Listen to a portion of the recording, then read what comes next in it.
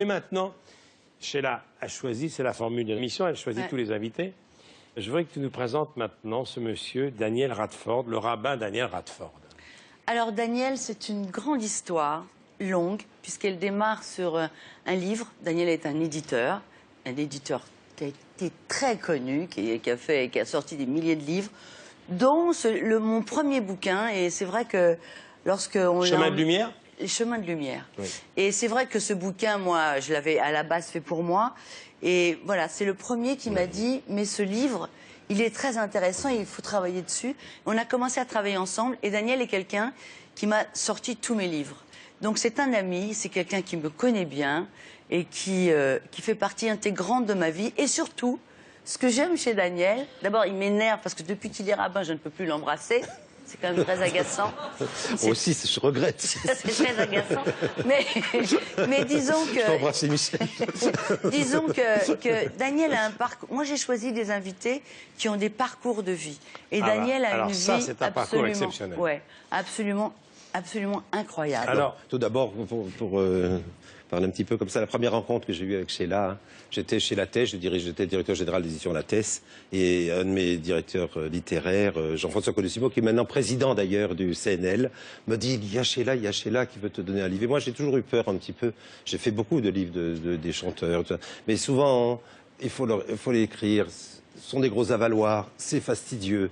Et donc, j'étais pas tellement chaud. Et quand Sheila est arrivée dans mon bureau, elle est arrivée avec un paquet comme ça, genre paquet poste. Elle m'a posé ça sur le bureau, le petit bureau que j'avais à côté. Elle m'a dit, monsieur, c'est très simple. Vous l'aimez, vous le prenez. Vous l'aimez pas, vous le prenez pas. Mais ce livre n'a rien à voir avec ce que vous croyez. Oui. Et quand elle est partie, tout la thèse, y compris les directeurs généraux, les philosophes, tous ceux qui étaient là, les secrétaires, les standards, tous étaient là en train de regarder en disant Sheila, ce que j'ai entendu tout à l'heure. Alors, vous aviez déjà édité Elie Wiesel. Bien sûr. Vous aviez édité Françoise Dolto, Jacques Lanzmann, des gens très différents. Oui. Votre parcours est tout à fait extraordinaire. Votre livre, L'homme au livre, de Pointe-à-Pitre à la rue des Rosiers. Donc vous êtes d'origine guadeloupéenne. Exactement. Vous n'étiez pas juif au départ, mais je crois que vous avez un grand-père. J'ai un grand-père qui s'appelait Rodolphe. Et vous êtes converti au judaïsme. Voilà. C'est compliqué. Tout d'abord, avant de commencer cela, je voudrais parler d'abord de vous. J'ai lu votre livre parce que j'ai travaillé durant 15 ans avec Robert Laffont, dont je parle beaucoup dans le livre, et j'ai lu votre livre. Et je peux vous dire que j'étais extrêmement ému. Qu'est-ce qu'on va faire de toi? J'étais extrêmement ému par comment vous racontez vos parents, comment la relation avec votre père, avec votre mère, la relation aussi avec vos frères, parce qu'au début, on me disait toujours, il n'a pas fait d'études, mais je vois que toute la famille, à part vous, des gens au contraire très poussés dans l'étude, et surtout une tendresse de Vienne et de Roumanie. Ah ben, je peux vous dire, j'ai envie de vous rendre hommage par mes ancêtres à moi, pour tous vos ancêtres qui ont été des gens exceptionnels. Donc, si vous avez... Alors, c'est vrai que moi, je viens d'Europe centrale. Oui. Mon père s'appelait Abraham et ma mère, Lola Scheffler. Et alors, ce qui est extraordinaire, c'est qu'ils viennent de loin, leur pire austro-hongrois.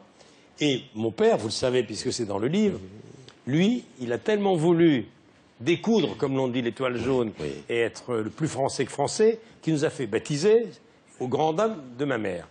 Et c'est extraordinaire parce que moi, juif d'origine, on m'a baptisé, et vous qui n'étiez pas, vous êtes devenu rabbin. Je suis devenu rabbin. C'est ça le peuple juif. C'est la force du peuple juif. Voilà, alors, racontez-moi pourquoi. Qu'est-ce qui a fait que vous avez voulu embrasser cette religion et vous convertir au judaïsme? Très simplement, les livres, j'ai toujours été amoureux des livres. Dès l'âge de 13-14 ans, une de mes tantes est rentrée dans les ordres, vous voyez, on continue comme bonne sœur, et elle avait laissé une immense malle. Et dans cette malle, il y avait plein de livres. Et comme il n'y avait pas d'interdit dans ma famille, mes frères et moi, on a plongé, surtout moi, on a plongé dans tout ce que j'ai pu trouver. Les poètes, Jules Laforgue, Mallarmé, mais aussi Freud. Donc à 12 ans, 13 ans, j'avais à peu près lu tous Socrate, tous les grands philosophes. Et donc on se les apprenait par cœur, mes frères et moi, on se les récitait. Et donc cette malle-là a été, si je puis dire, mon Eldorado, mon radeau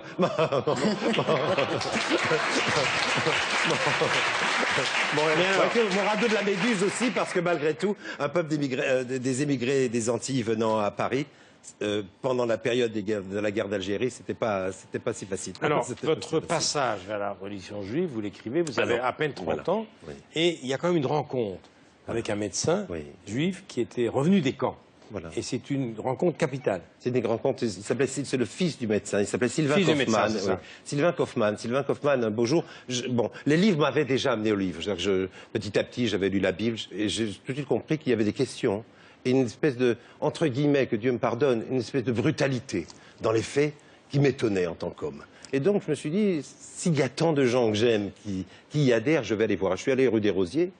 Et rue des Rosiers, j'ai rencontré un libraire, et ce libraire m'a donné des livres à lire. Et petit à petit, j'ai ouvert tous ces questionnements, et finalement, ces questions sont devenues des réalités. Et un beau jour, pour revenir à Sylvain Kaufmann, je me suis retrouvé à la télévision, c'était Antenne 2, je crois, et Sylvain Kaufmann racontait son expérience dans les camps, une expérience très lourde, très difficile, où il s'est évadé dans un wagon blindé.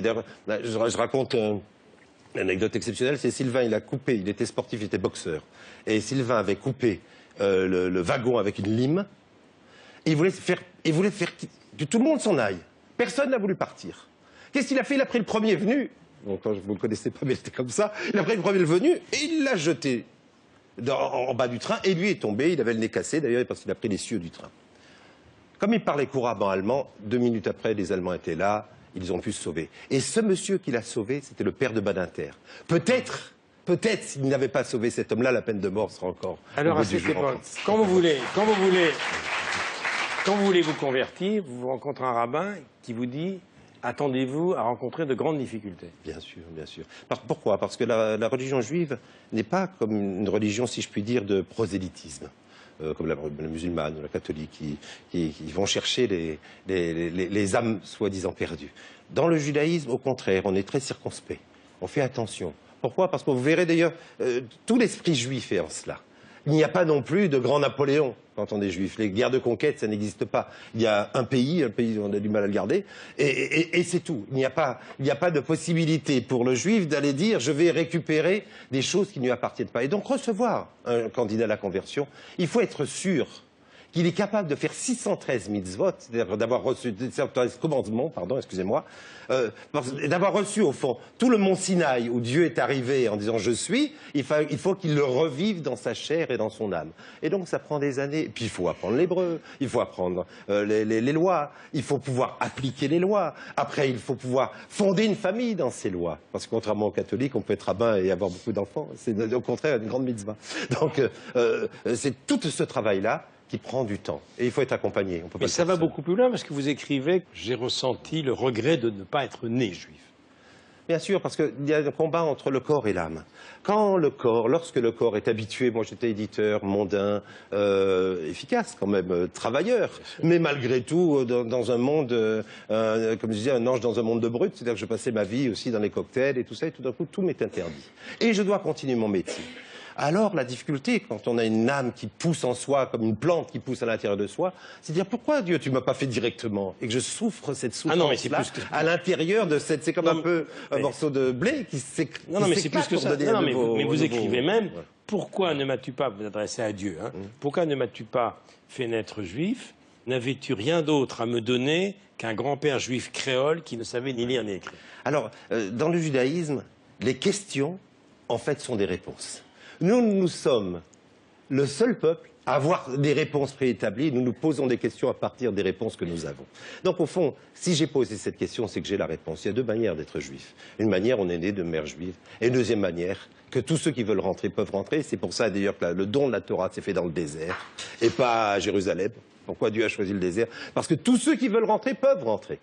Et alors vous dites... Et il est pas extraordinaire, franchement. Non, mais Hein? Mais je comprends pourquoi Sheila a été passionnée par votre rencontre. Mais je comprends votre rencontre avec Sheila finalement. Parce que Sheila en hébreu, ça veut dire question.